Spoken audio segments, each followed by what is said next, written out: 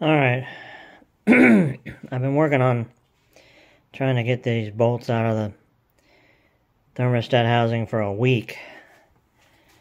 And you got two bolts. You got the upper left and you got the lower right. I've already taken that one out. Here, they're 1/2-inch bolts. And it's taken me a week because those things would not come free. Those suckers were stuck in there pretty hard. So I went and bought me some PB Blaster and sprayed the nuts, bolts every day. I even ordered a wrench extender off Amazon for like $10. And every day I would blast this thing with PB Blaster, those two bolts, and I would work them a little bit as much as I could. And then I'd come back the next day and blast them with PB Blaster again and work them back and forth a little bit with the wrench extender. And now, 8 days later, I went and bought a butane torch. It's basically a cigarette lighter, but I got it and I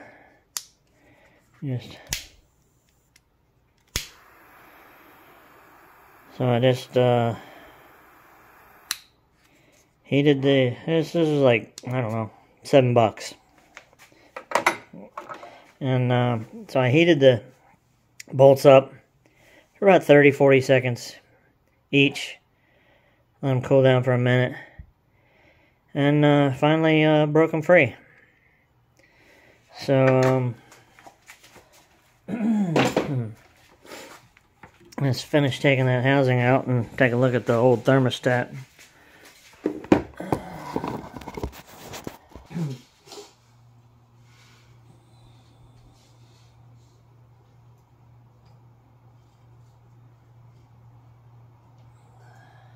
Take the, loosen up the upper left bolt, but take the lower left bolt out, all the way out first. Because it's easier to have the housing hanging on the upper bolt to take it out when it's ready to drop off than it is to do it with the lower bolt being the one holding on.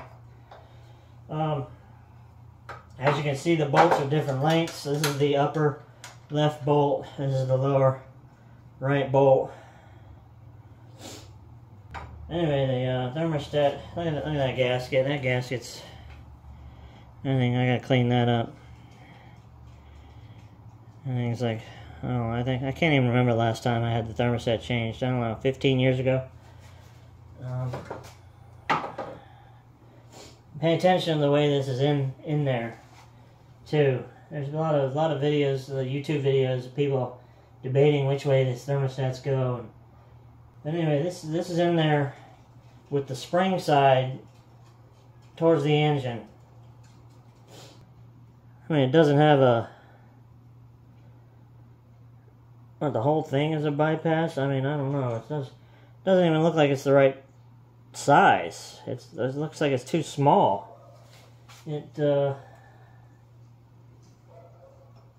moves around inside the block there, and look at this. It doesn't lock in place. This is, I don't know what the hell that was. This is the proper thermostat.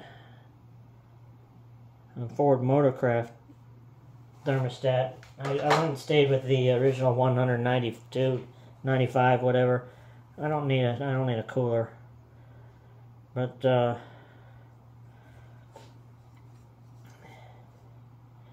you can see this thermostat, not only does it have a little bleeder pin to let air through, but it also has like a little egg shape. I don't know if you can see that little egg-shaped dent on the top of it where the bleeder pin is. That goes up and it fits in the housing and it locks in. So that fits, and the other one didn't fit. This one fits. There. It's not top dead up. It's at like 2 o'clock. But you put it in, and you turn it, and it locks in with that high enough above the equator that air can still go through the bleeder pen. And that's another way you know the direction of the thermostat, that the pointy end goes to the housing and the spring goes to the engine, because if you put it in the other way, it doesn't lock in. If you put it in correctly and spin it, it locks in. Debate solved. No, nothing more to debate. Anyway, I'm going to clean this gasket off. I'm going to clean the gasket, the rest of off there, and get back to putting it together. Okay, I've cleaned up the housing. I used a wire brush. This white corrosion won't come off. I've used a wire brush, and I used a gunk degreaser. I did some cleaning down in there, not a whole lot, but some, with some gunk degreaser. I used the wire brush, and then when I was done, I wiped it down with isopropyl alcohol. And so now I'm going to stick hoses on and the gasket back on. I got this new gasket, 35440. So I also got a little bit of Permatex. I didn't want to put on any gasket goo or anything that would any silicone, anything that would harden and act like an adhesive. I just wanted a little bit of lubrication. Some people say you don't have to lubricate the gasket, but I'm just going to put a tiny little bit on it and rub it around with my finger. Again, to show you all something, the hose ends are different sizes. These fittings are also different sizes. This one is bigger than the one on the water pump. This is the bypass hose from the thermostat to the water pump. And they are different sizes, and the fittings are different sizes. This one's bigger, so you put the bigger end on the housing and the smaller end on the water pump.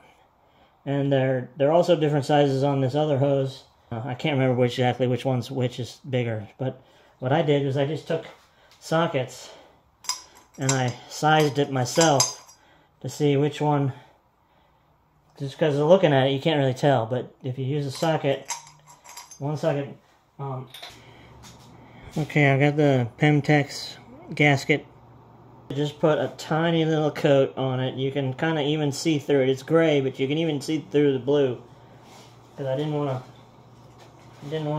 put a lot on. I just wanted a tiny little bit, just to get it on there. The thermostat,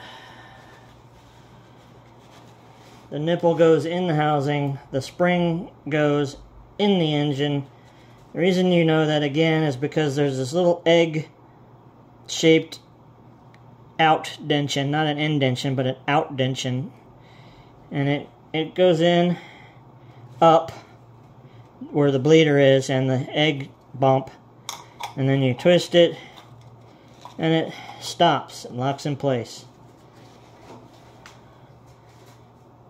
And you take the gasket, put it on. Longer of the two bolts goes on the top. Got a thumb on that nut bolt, a finger on this bolt. Just pop it in place. Triple check. I got a Chilton manual. I've had a Chilton manual sitting in the hatch back of this car for, I don't know, 30 years. I've had the car for 35 years now. So here we are on the Chilton manual, page 107, thermostat, and you can see the nipple goes to the housing and the spring goes to the engine. And then up here in this part of the diagram, same thing. There's the housing, even though all this is upside down in the drawing. There's the housing. The nipple goes into the housing, and the spring goes into the water pump. Okay, I got it on. I got the bolts tight. I didn't use a torque wrench or anything. I just did them hand tight. And I ended up having to take that hose off, like I said, to give myself room with this wrench. And it took me 3 tries to do it. I had trouble getting the bolts to thread to get a grip. And every time I was trying to get them threaded, the gasket would slip, the thermostat would unseat and come out of its locked in place. So I had to take it off twice, and finally got it. 3rd time's a charm. Okay. I got the hoses back on. The bypass hose. Whatever that water hose is. All new. They came with the kit from LMR, the SVE hose kit. It took me a long time to get those 2 hoses. And this little bypass hose was too long. I actually took an X-Acto knife and cut at least a 1/2 inch off of it to get it to fit in there. And hopefully it's alright. So, anyway, now I'm going to fill it up, top it off, and burp it. Okay, she's burped. She's full. She's burped. Everything's running smooth. I don't see any leaks. That's from where I burped it. And it overflowed a little bit when I burped it. But, so yeah, see it's burping. Just burped a couple more. Bubbles just came out. But that's just is not a leak. The hoses are fine. Right after I stopped the video, it did a major freaking burp and dropped down the coolant level. And the hose is now not just warm but hot. And the temperature's coming up. Oh yeah, so I need to, this water, I just rinsed it off. I gotta top this off. Okay, yeah, right after I shut off the video and walked away, it did one last huge burp, and the level went down like at least halfway down the radiator. And then the hose went from warm to super hot, and the temperature on the inside gauge went from 160 to about 220. So I grabbed some more coolant and topped it off, and the gauge came right back down to the normal 180, 190 range. And now she's, looks like she's done. Looks like she's burped. And I'm gonna go give her a spin.